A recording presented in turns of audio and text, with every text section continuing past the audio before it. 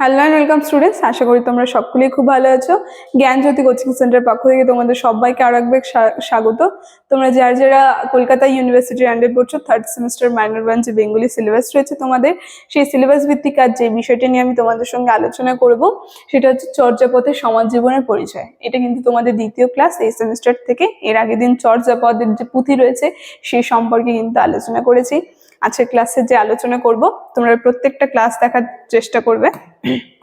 ক্লাসটা শুরু করার পূর্বে আগে খুবই একটা গুরুত্বপূর্ণ ইনফরমেশন তোমাদের আলোচনা করে দিয়ে যাই। তোমরা যারা ভাবছো আমাদের সঙ্গে এই সেমিস্টার অনলাইন ক্লাস বা নোটসের জন্য যোগাযোগ করবে, তাদেরকে বলে দিই, নিচে দেখো দুটি নাম্বার দেওয়া আছে। এই নাম্বার দুটি হচ্ছে আমাদের Gyanjyoti coaching centre official helpline number. যে কোনো একটি নাম্বারের মধ্যে কল করে নিয়ে কিন্তু আমাদের সঙ্গে যোগাযোগ করে নিতে পারবে। তার সঙ্গে তোমাদের বিভিন্ন সেমিস্টার কোর্স ফি কি রাখা হচ্ছে সেটা বলেই দিচ্ছে একেবারে। দেখো এখানে বলে দিয়েছে, মেজর কোর্সের জন্য রয়েছে 1199 আর মাইনর কোর্সের জন্য রয়েছে 699। আর আমাদের কোর্সে যদি তোমরা অ্যাডমিশন নাও, যে সুবিধা তোমরা পাবে সেটা হচ্ছে তোমরা এখানে লাইভ ক্লাসেস, রেকর্ডেড ক্লাসেস, তার সঙ্গে হাই কোয়ালিটির নোটস, তার সঙ্গে পাবে 100% কমন সাজেশন। এই সুবিধাগুলো কিন্তু তোমরা একসাথে পেয়ে যাচ্ছ। ঠিক আছে, এই ইনফরমেশনই তোমাদের দেওয়া ছিল। এখন আমি ক্লাসের আলোচনায় চলে যাচ্ছি।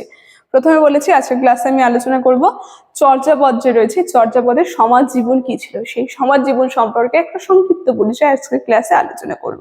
দেখো কি বলছে, প্রথমে এটা জেনে নিই যে চর্যাপদ যে রয়েছে এর মধ্যে 23 জন কবির নাম পাওয়া যায়।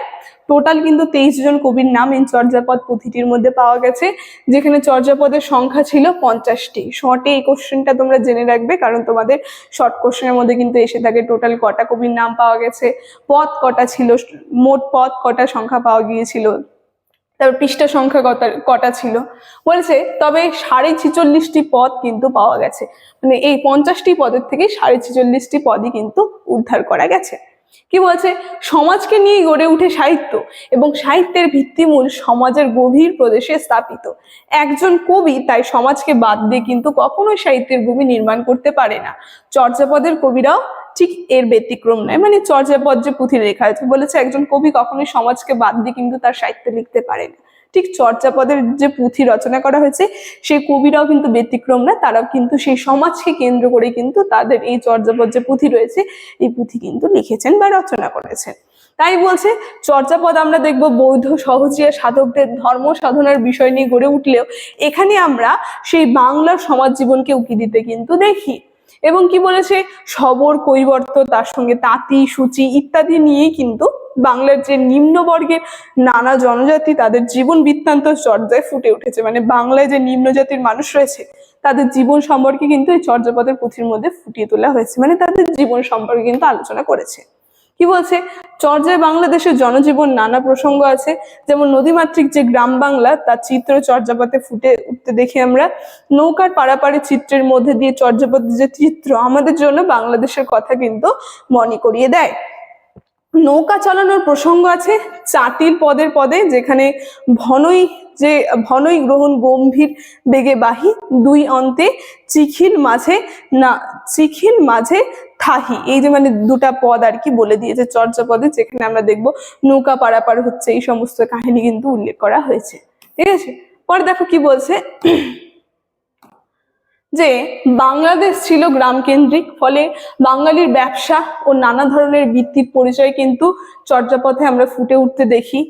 ঠিক আছে, 33 সংখ্যক পদে যেমন বাঙালি বধূর যন্ত্রণার মত চোলাই থেকে বৃত্তিধারী নানা শ্রেণীর পরিচয় কিন্তু চর্যাপদে রয়েছে, যেমন লিপিবদ্ধ হয়েছে। তেমনি সমাজের নানা স্তরে যে যৌন ব্যভিচারী চিত্রের পাশাপাশি বাঙালির যে সঙ্গীত তার সঙ্গে কলার চিত্র কিন্তু রয়েছে। মানে বাঙালির সঙ্গীত, তারপরে কলার বিভিন্ন চিত্রগুলো যে রয়েছে, তার সঙ্গে যে বাঙালিদের যে ব্যবসা বাণিজ্য সেগুলো সম্পর্কে কিন্তু আলোচনা হয়েছে চর্যাপদ পুঁথির মধ্যে। মানে সেই বাংলার যে সমাজ জীবন রয়েছে সেই সমাজ জীবন সম্পর্কে কিন্তু মানে যেই সমস্ত বিষয় রয়েছে সেই বিষয়গুলি কিন্তু লিপিবদ্ধ করা হয়েছে। যেমন তার সঙ্গে রয়েছে নৃত্য গীতের মাধ্যমে বিনোদন, এমনকি অনেক সময় ঘর সংসার পরিত্যাগ করে যোগিনী সাজার যে চিত্র চর্যাপদে কিন্তু ফুটে উঠতে আমরা দেখি, যেখানে বৃত্তিধারী মানুষের পরিচয়ও পাওয়া যাবে 26 সংখ্যক পদে। তাই একটা লাইন কিন্তু এখানে উদাহরণ দিয়েছে, বলেছে তুলা ধুনি ধুনি আসুরে আসু আশু ধুনি ধুনি নিরবর শেষু, মানে দুটা লাইন এখানে উপমা আকারে দিয়ে দিয়েছে। বৃত্তিধারী মানে যারা অনেক বৃত্তিধারী মানুষ ছিল তাদের সম্পর্কে আলোচনা কিন্তু করেছে এই চর্যাপদ পুঁথির মধ্যে। তাই সব মিলিয়ে আমরা বলতে পারি চর্যাপদের যে রয়েছে এখানে সমাজ জীবনের পরিচয় পাওয়া যায় তা একান্তভাবেই কিন্তু বাঙালি সমাজ জীবনের পরিচয়, ঠিক আছে। আর এই জীবন চিত্রের ওপর ভিত্তি করে কিন্তু চর্যাপদ বাংলা সাহিত্যের যে আদি নিদর্শন তা কিন্তু বলা হয়েছে, মানে বাংলা সাহিত্যের আদিতম নিদর্শন কিন্তু এই চর্যাপদ, যেখানে বাংলার যে প্রাচীনতম যে সমাজ রয়েছে সেই সমাজ সম্পর্কে কিন্তু আলোচনা করা হয়েছে, ঠিক আছে। তো আজকের ক্লাসের আলোচনা কিন্তু আমার এতটুকুনি ছিল, তোমাদের সঙ্গে এতটুকুনি বিষয় আলোচনা করা ছিল। আলোচনা তাহলে আমি এখানেই শেষ করছি। ভিডিওটি শুরু থেকে শেষ অবধি দেখার জন্য থ্যাংক ইউ।